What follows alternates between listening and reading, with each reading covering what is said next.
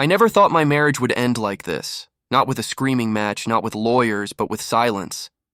The kind of silence that follows when your own children look at you like you're a stranger, a monster even.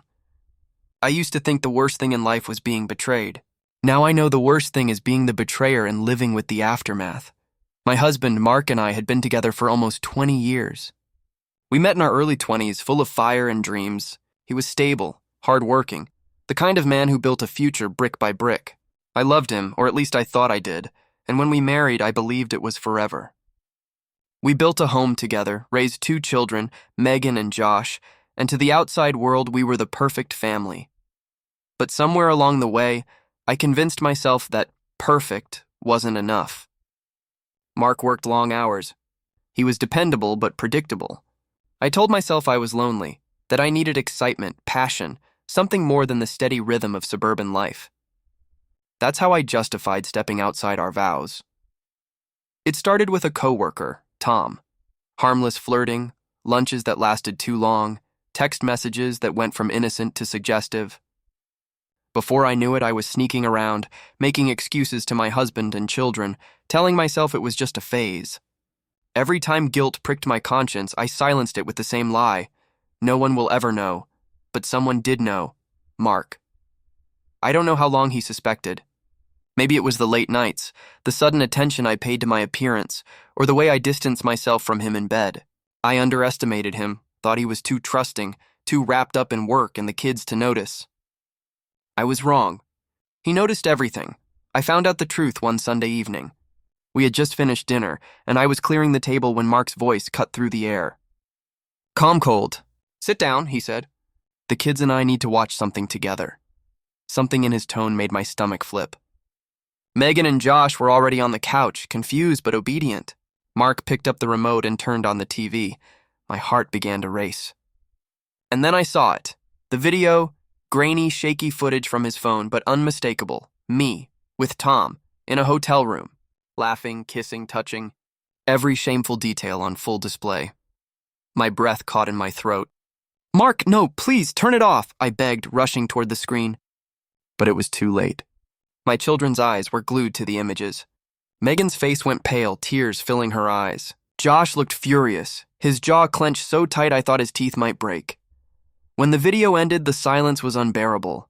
I wanted to sink into the floor, disappear. I tried to speak, to explain, but the words sounded hollow even to me. "It's not what it looks like," I began, but Megan cut me off with a sob. "It looks exactly like what it is, Mom." She cried, her voice trembling with rage and heartbreak. "How could you do this to Dad?" "To us?" Josh didn't cry.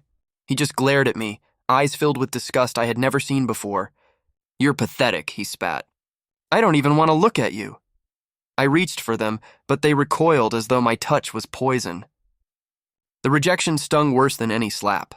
They went to Mark instead, standing by him like soldiers choosing their side. And in that moment, I realized I had lost not only my husband, but also my children. Mark didn't yell. He didn't call me names or throw things. His calmness was worse than anger. He looked at me with eyes colder than I'd ever seen. "They deserve to know the truth," he said. "You've been lying to all of us for years. Now they can decide how they want to see you." The next days blurred together. The kids refused to speak to me. Megan locked herself in her room, and when she did come out, she wouldn't meet my eyes. Josh left the house whenever he could, staying late at friends' places just to avoid being around me. Mark moved into the guest room and began speaking to me only when necessary. I tried to apologize, to explain, but every attempt fell flat. How do you explain betrayal to the people you love most? How do you justify tearing apart their world for a fling? Every word I said sounded like an excuse, and the kids weren't buying it. One evening, I cornered Megan in the kitchen. "Sweetheart, please, I know I messed up, but I love you. I'm still your mom." She turned on me with eyes that had lost all warmth. "No, you're not. A mom doesn't do what you did. You're just someone I used to look up to. And now I can't even stand to be around you." She pushed past me, leaving me in tears. Josh was even harsher.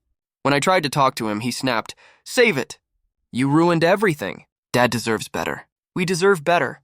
I don't want anything from you." Each word was a knife. Mark filed for divorce soon after.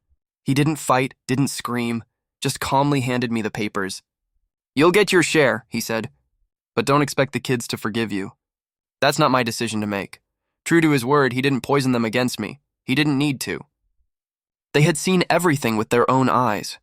The video had done the work for him. Now I live alone in a small apartment. Megan and Josh barely answer my texts, and when they do, it's short, cold replies. Holidays are spent without them. Birthdays pass with no calls. I scroll through their social media, seeing photos of them with Mark, smiling, thriving, as though I don't exist, and maybe that's what I deserve. I thought I was chasing excitement, passion, a piece of myself I felt I had lost. What I actually did was destroy the only people who ever truly loved me. My husband got his revenge not through yelling or violence, but through the quiet cruelty of truth. He showed my children exactly who I was, and in doing so, he took away the one thing I never thought I'd lose: their love. Sometimes I wake up in the middle of the night, heart racing, replaying the look on Megan's face, the fury in Josh's eyes. I would give anything to go back, to undo what I did, but time doesn't run backward. The damage is permanent, and so I live with the silence. No husband, no children, just memories and regrets. Mark didn't just take revenge. He took the future I thought I had. The cruelest part? He didn't have to raise his voice. He just pressed play.